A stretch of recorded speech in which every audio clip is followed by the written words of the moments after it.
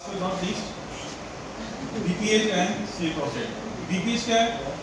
Benign prostatic hyperplasia और C prostate prostate cancer. सही? ये दोनों बहुत इंपॉर्टेंट बीमारियां हैं और बहुत ज़्यादा कॉमन है इन मेल्स. ठीक है? तो ये बहुत इंपॉर्टेंट बीमारी है. अच्छा, BPH यानी benign prostatic hyperplasia is histological diagnosis that refers to the proliferation of glandular epithelial tissue. तो आपकी जो प्रोस्टेट होता है उसके जो ग्लैंडुलर टिश्यू होता है, सही है, बेसिकली आपके प्रोस्टेट में होता है प्रोस्टेटिक ट्रांजिशन होता है, उसके जो ग्लैंडुलर टिश्यू है स्मूथ मसल टिश्यू, इसका जो है प्रोलिफरेशन हो रही होती है, यानी वो क्या कर रहा होता है, प्रोलिफरेट कर रहा होता है, उसको इंक्रीज इन नंबर, तो वो इसका साइज बड़ा हो रहा होता है. उसका साइज बड़ा होगा तो क्या होगा, आपकी प्रोस्टेट से जो है गुजर रही होती है आपकी यूरिथर. ठीक है, तो यूरिथर में वो कंप्रेस करेगा, तो उसको कंप्रेस करेगा तो यूरिनेशन में प्रॉब्लम होगी. तो ये जब ज़्यादा ओल्ड एज में जाते हैं मेल्स 40-45 से शुरू हो जाता है इसका, और अक्सर मेल्स में ऐसा होता है. तो BPH ridiculous in the aging male with worldwide autopsy proven histological prevalence starting at age 40 to 45 years, reaching 60% at age 60. यानी 60 years of age में 60% मेल्स को होता है. ये बहुत बड़ी परसेंटेज है, आधे से ज़्यादा. एंड 80% एज होती है, 80 जाके 80%, यानी ऑलमोस्ट एवरी अदर, यानी more than every other, almost all of them develop BPH. Sorry, तो BPH कैन बी एसिम्प्टोमेटिक, ऐसा भी हो सकता है एसिम्प्टोमेटिक, कोई सिम्टम ना हो, रजिस्ट्री की उसको इतना ज़्यादा कंप्रेशन कर रहा हूँ, in which case does not require treatment. However BPH में lead to an enlargement of the prostate. ठीक है, जिसमें होता है प्रोस्टेट एनलार्ज होता है, उसकी वजह से result in lower urinary tract symptoms due to obstruction at the level of the bladder neck. तो ब्लैडर नेक पे उसका आपका जो यूरिन का आउटपुट है सारा उसको ब्लॉक कर रहा है, उसमें से यूरिन की आपकी रुकती है stream. And this is why most men will develop benign prostatic hyperplasia which can be associated with lower urinary tract symptoms. The common clinical manifestation includes storage symptoms, increased daytime frequency.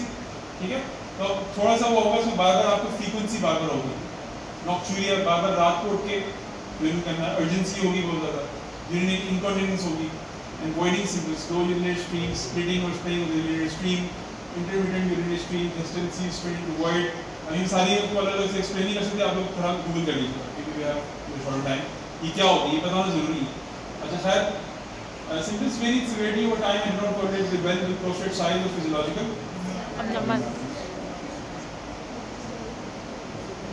Differential diagnosis आपने इसको differentiate करना होता है. इसमें इसमें बहुत सारे symptoms ऐसे हैं जो यूटीआई में भी होते हैं या ब्लैडर स्टोन्स में भी होते हैं. ठीक है, या ब्लैडर कैंसर में भी होते हैं. तो इसलिए इट्स इम्पोर्टेंट टू डिफरेंशिएट कि आपने डिफरेंशिएट करना, ये BPH ही है, ये यूटीआई तो नहीं है. आप उसको BPH समझिए और वो यूटीआई हो, वो ब्लैडर कैंसर हो या वो प्रोस्टेट कैंसर हो. ठीक है, तो it's very important to evaluate. हमेशा हमने डिस्कस करते हैं हर बीमारी में आपने इसको डिफरेंशियल्स देखना है. ये बहुत इंपॉर्टेंट होता है कि आप उसको कोई और बीमारी में समझ रहे हो, आप उसके साथ ट्रीटमेंट साइड डिफरेंट होती है. इवैल्यूएशन में क्या करते हैं, इसलिए सारा यूरिन एनालिसिस भी होते हैं, all patients being evaluated for. तो यूरिन एनालिसिस क्यों जरूरी है बताओ? यूटीआई को रूल आउट ताकि इसको डिफरेंशिएट कर सकें. अगर उसमें हीमोजूरिया प्रोटीजूरिया है, इसका मतलब ये है कि वो BPH से नहीं होगा ना हीमोजूरिया. ठीक है, BPH जो सिंपली बस उसकी उसमें उसका किडनी और यूरिन ट्रैक है तो मसला नहीं होगा ना. ठीक है, तो suggest potential brain diagnosis are wanted for the evaluation. Diagnosis of BPH is not required histological confirmation and prostate biopsy is only warranted if there is specific concern about prostate cancer. ठीक है, तो इसमें आपको biopsy जरूरत नहीं होगी. Biopsy तभी जरूरत है जब आपको इस चीज़ का शुबा हो कि इसको प्रोस्टेट कैंसर तो नहीं हो रहा. मैनेजमेंट में lifestyle modification. It is suggested that all men with lower urinary tract symptoms be instructed in lifestyle interventions. आप क्या क्या इंटरवेंशन कर सकते हैं? क्योंकि का मेजर उस तरह का मसला नहीं जैसे कैंसर हो गया, जैसे you will not die because of this. तो इसमें आप कुछ ना कुछ लाइफस्टाइल मॉडिफिकेशन से आप अपनी क्वालिटी का इंप्रूव कर सकते हैं. कैसे? They should be tailored to symptoms but may should avoid fluid prior to bedtime. और उसमें नॉक्टूरिया होता है कि रात को बार उठ के यू हैव टू यूरिनेट, तो आप at bedtime you avoid taking fluids और बिफोर गोइंग और reducing consumption of mild diuretics such as caffeine and alcohol and double boiling to empty the bladder more completely. ठीक है, तो ये कुछ चीज़ें आप कर सकते हैं. और अगर इससे भी मसला हल ना हो तो फिर आप इसको अल्फा-1 एड्रिनर्जिक एंटागनिस्ट ये दवाई होती है वो आप देते हैं, उससे इसको इसमें इम्प्रूवमेंट देखी जाती है. और अगर ये भी ना हो फिर सर्जरी मैनेजमेंट, फिर आप इसको सर्जरी इसको करेक्ट करना पड़ता है. ठीक है, जो ऑब्स्ट्रक्शन है इसको रिमूव करना होता है और स्टेंटिंग वगैरह करना से होती है, तो उससे फिर बेहतर होता है. ठीक है. तो ये ऐसी चीज़ नहीं है जो फिट डाउन से आप इसके स्पेस को इम्प्रूव कर सकते हैं। फिर प्रोस्टेट कैंसर आ गया, ये another very important disease in males. Prostate cancer is one of the most common cancers in males world wide in the estimated 1600,000 cases and 360,000 deaths annually. एक साल में अराउंड 500,000 डेथ्स होती हैं इससे। In the United States 11% males are diagnosed with prostate over their lifetime, 11%. ठीक है, इन्हें हर 100 में से 11 को प्रोस्टेट कैंसर होती है, बहुत बड़ी रेशियो है। With incidence trending rising with age, there are estimated the overall 5-year survival rate is about 98%. लेकिन एक अच्छी बात यह है कि 5-year survival rate इसका बहुत अच्छा है, 98% तक सर्वाइव कर पाते हैं। ये क्या होता है 5-year सर्वाइवल रेट कि कैंसर होने डायग्नोज होने के बाद 5 ईयर तक वो सर्वाइव कर पाते हैं। कितने परसेंट? 98% सर्वाइव कर पाते हैं। तो ये बहुत रैपिडली प्रोग्रेस नहीं करता है सही शो पर। तो clinical behaviour prostate cancer ranges from screen detected asymptomatic microscopic well differentiated fever that may never become clinical similar to the rare screen detected clinical symptomatic progressive hybrid cancer that can cause metastasis morbidity death. ठीक है, तो इसकी बड़ी range होती है।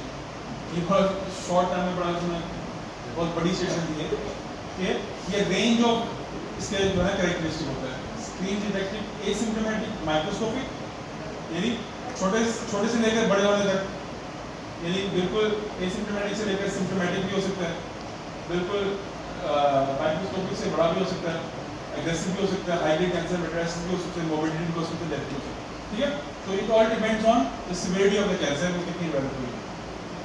Most prostate cancer are diagnosed in the localized stage and are asymptomatic. ठीक है, ज़्यादातर लकीली वो डायग्नोज हो जाते हैं और वो जो है लोकलाइज होते हैं, एसिम्प्टोमेटिक होते हैं। तो uncommonly prostate cancer may present with non-specific lower urinary tract symptoms or more rarely hematuria, hematospermia or bone pain. For most cases, lower urinary tract symptoms are usually due to non-malignant conditions. तो इसमें भी PSA, prostate specific antigen, अच्छा जो BPH है उसमें भी ये test होता है, करवाना होता है, इसमें भी करवाना होता है। अब इन दोनों के लेवल्स में फर्क होगा दोनों में। ठीक है, उससे आप अंदाजा लगा सकते हैं कि इसको कैंसर वाला PSA हो रहा है या वो है। तो prostate specific antigen is the most commonly used and most valuable test for early detection of prostate cancer. The likelihood of prostate cancer increases with more elevated PSA levels, although there is no specific numerical threshold. PSA testing in a man without history of prostate is most often done for screening purposes. So it's a very good screening tool. अगर आपका MCQ आए कि prostate cancer का screening tool PSA है, ठीक है, यानी आप उसको पहले से, यानी इसमें क्या बताया कि इसकी जो वैल्यूज है जितनी ज़्यादा एलिवेटेड होगी उसको पता उतना सीवियर कैंसर है।